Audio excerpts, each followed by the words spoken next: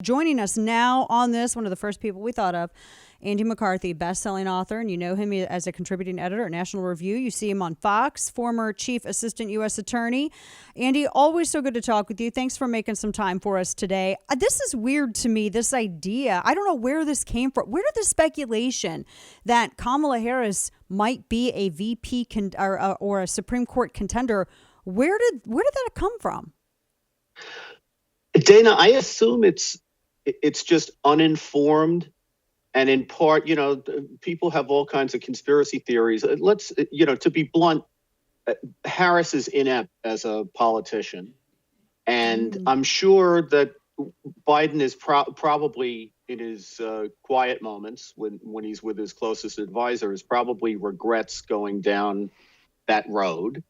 But he's gone down that road, and she's on the ticket. He's not going to take her off the ticket. But the reason I think this is so uninformed, and I think this is probably because we haven't done anything like this since 1974, so people are not as familiar with how the process works.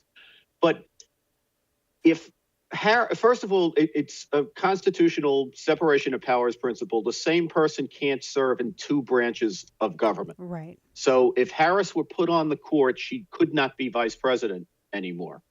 Right. Biden needs a Democrat as a vice president if he's going to keep control of the Senate. Otherwise, in a 50-50 Senate, it's no longer controlled by Democrats. They can no longer steer the agenda as they do. Right. When a vice president is removed, what has to happen is the new vice president has to be confirmed by both houses of Congress.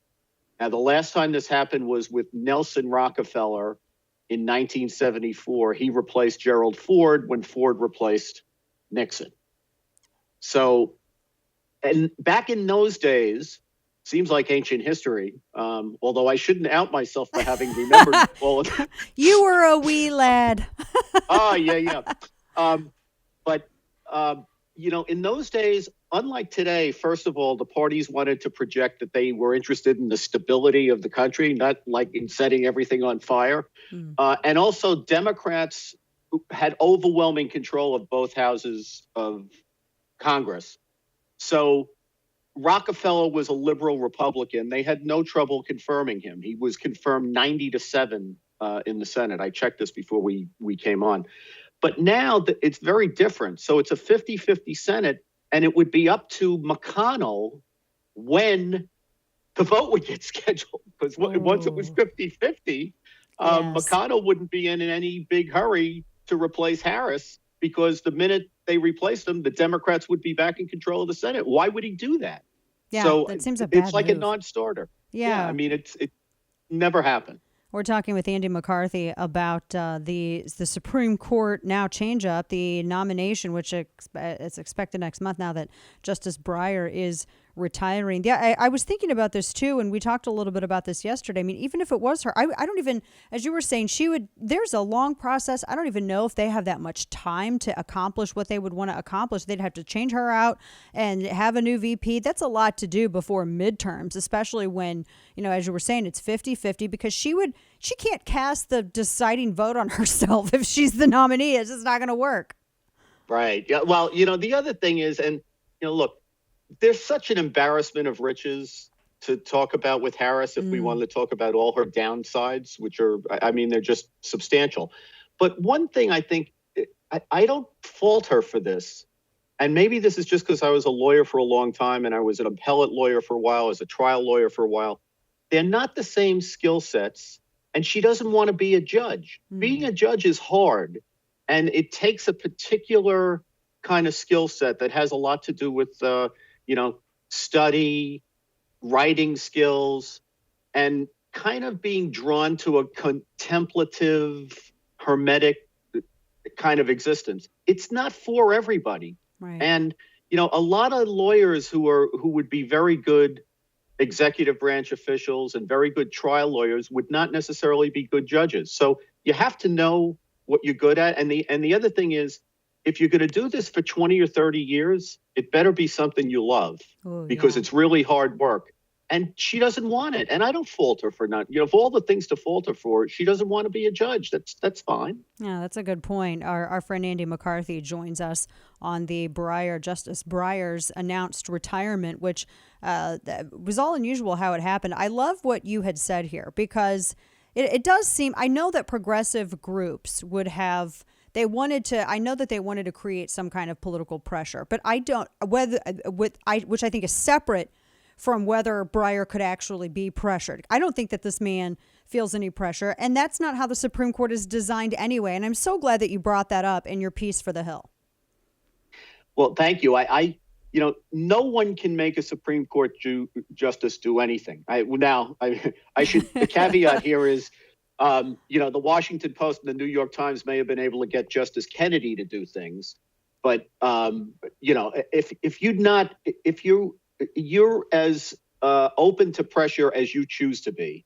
Supreme Court is intentionally insulated in our system from politics. They're supposed to be insulated from pressure. That's the reason they're able to decide hard cases. They're not members of the executive branch. President can't order them to do nothing. They don't answer to Congress. They're a separate branch of government. They have life tenure. The Constitution says their salaries can't be reduced, so you can't try to get at them by financial pressure. Mm-hmm. They're basically kingdoms unto themselves. So, how much heat you feel depends on how you personally are wired, but there's nothing they could do to force him out. And I think the other thing that Breyer understands, and I think this gets miscommunicated when people talk about the pressure on him to get out. Breyer understands that they didn't pressure him to get out because they thought he did a bad job. They love him. The thing is, they push him to get out because he's 83. Yeah. And they've already seen what happened with Justice Ginsburg, who they pleaded with to retire while Obama was president and the Democrats controlled the Senate. And she liked the gig too much. She wanted to stay, which was her prerogative. But, the result was that she wasn't able to orchestrate, and they weren't able to orchestrate her replacement the way they wanted to. And I think Breyer was probably very influenced by particularly Justice Kennedy, who left at the same age, pretty much the same age. I think he was 82 and Breyer's 83.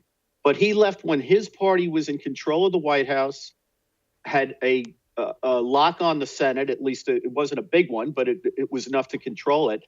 And he even had a card to play. He managed to get one of his clerks nominated to replace him. Kavanaugh was a Kennedy clerk. And I think the same thing's going to happen with Breyer. I think that, he's got cards to play. And Biden has set up this test. I think it's silly to do this, but he set up a test where it has to be an African-American woman. It can't be anyone else. So, it so happens that there's an African-American woman on the D.C. circuit named Ketanji Brown Jackson, mm-hmm. who clerked for Justice Breyer and who has been confirmed twice in recent years by the Senate. Once last year to the D.C. circuit, and about 8 years ago, Obama put her on the district court. She's got stellar credentials, and she'll vote the way Breyer voted, which is the only thing they really care about. So, I just think the way it tees up, he couldn't be pressured to get out in the sense of, they could force him out. They can't. It's up to him.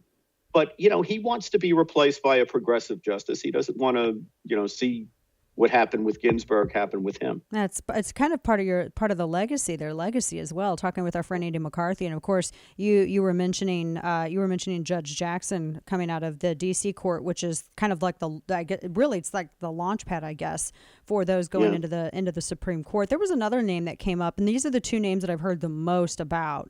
Although I know Stacey Abrams' sister has been thrown in there.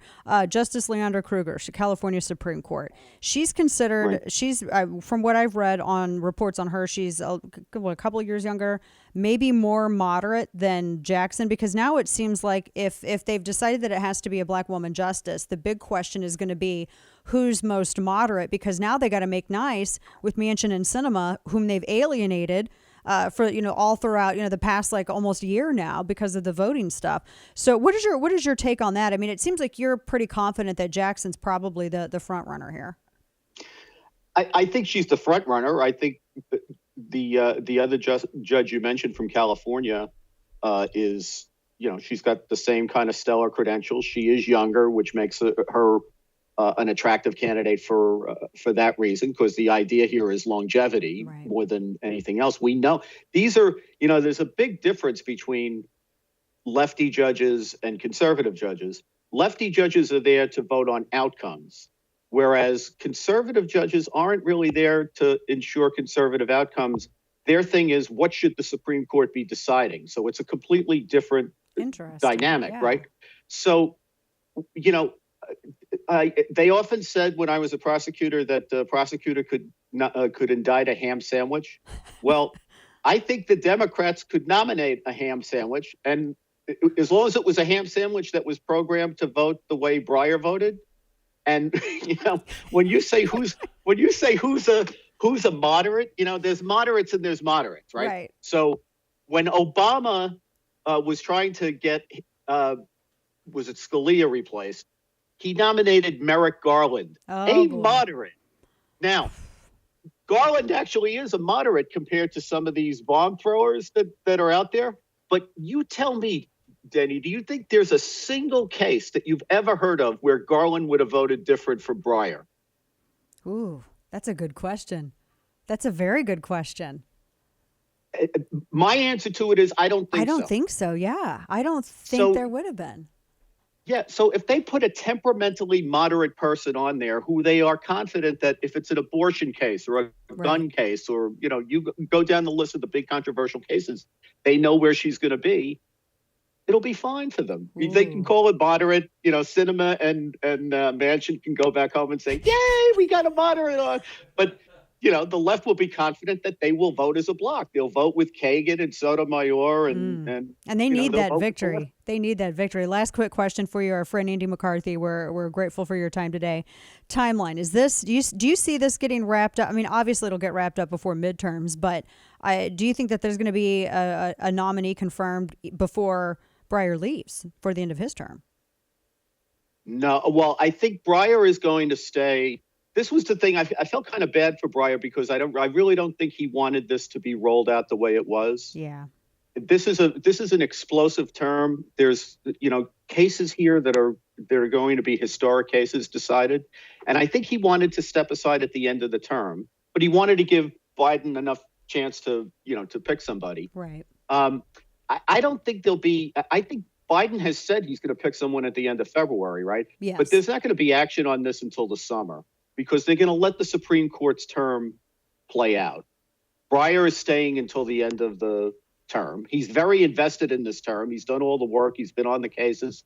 And then they'll have hearings in, sometime between July and September, and whoever it is will start in October. That's a long time to leave that nominee out there. I can only imagine the political research and everything else that's going to come out about. Oh goodness, that to me, if I were the nominee, I'd be like, can we maybe not announce me in February? Can we wait a little? Except this is a Democratic nominee. They could nominate Karl Marx. If they could get to 51, they'll get Karl Marx on the court. Oh no, don't say that. Andy McCarthy. Our friend Andy McCarthy, terrifying us all now. We're all going to have nightmares. Andy, always so good to talk with you. Thank you so much for your insight on this. We really appreciate it. Thanks, Dana. Of course.